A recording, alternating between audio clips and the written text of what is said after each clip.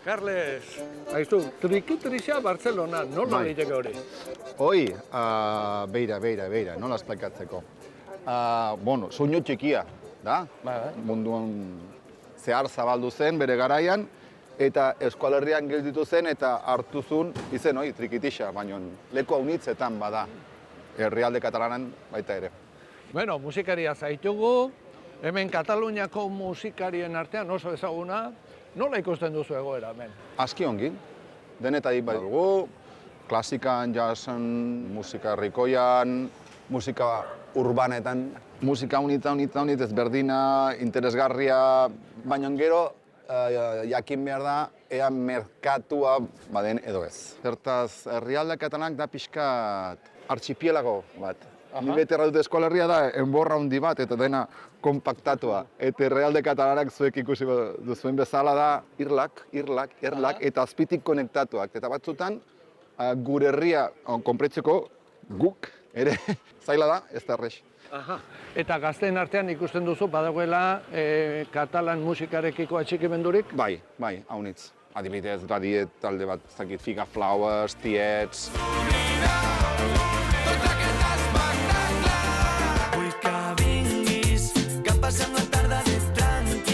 Guai duela gutxi, piztu da berriz Valentzian, La Gosa Sorda, La Fumiga, bai, bada.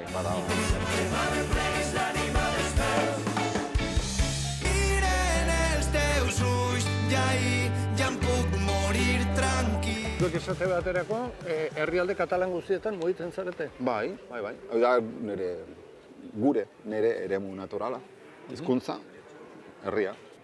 Eta nolakoa da musikari katalanen eta euskaldunen arteko harremana? Izan dira piko batzuk, hoi bai, gailur batzuk, hoi duela 7-8 urte erreferendumekin izan zen loturak politikoki eta horren ondotik kulturalki, baina aspalditik izan da. Gastronomian, musikan, literaturan. Baina iruditzen zaizu katalan musika nahikoa ezagutzen dela Euskal Herrian edo Katalunian euskal musika? Nire uste aldatzen ari, oai modan damen zetak. Bere gara izan zen gorriak, ez da biko, oi errateko.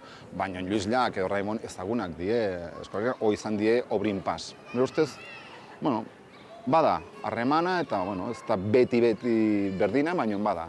Eta zaintzen da. Batere ma segurazki galdetzen ari da, eta Carlesek non ikasi du euskara?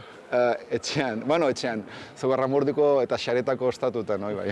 Eta bestetan, oi bai. Arat nintzen bizitzeratu duela 21 urte, eta han ikasi, non? Oroitzen duzu zein izan zen zure lehen esaldia? Ez, bate. Bate. Bestetan zen. Bate. Eta orain zuzen musika eskaintzetan zabiltza, zen musika taldeetan? Pixkat denetaik. Normalki musika herrikoian, oi bai, da nire eremua naturala. Guai fetusekin naiz, da kataluniar pogues, bezala.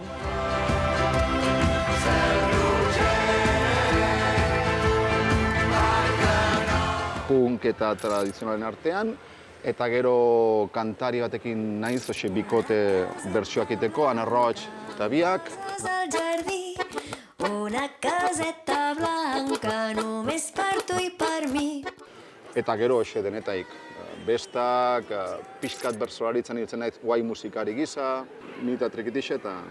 Bersoak ere egiten dituzu? Ez, koplak.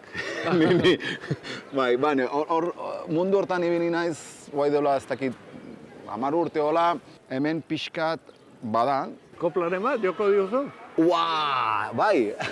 Saiatuko ba. Venga. Triburen berba, Ea ba, estimatuko dizuguta.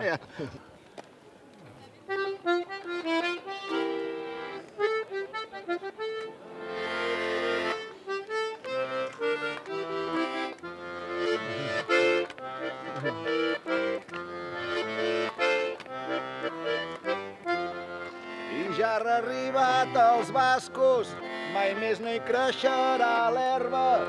Són l'exèrcit d'Aníbal, ells són la tribu d'Enverba. Ai, garrotín, ai, garrotam, de la vera de Sant Joan. Ederra, Carles, ederra.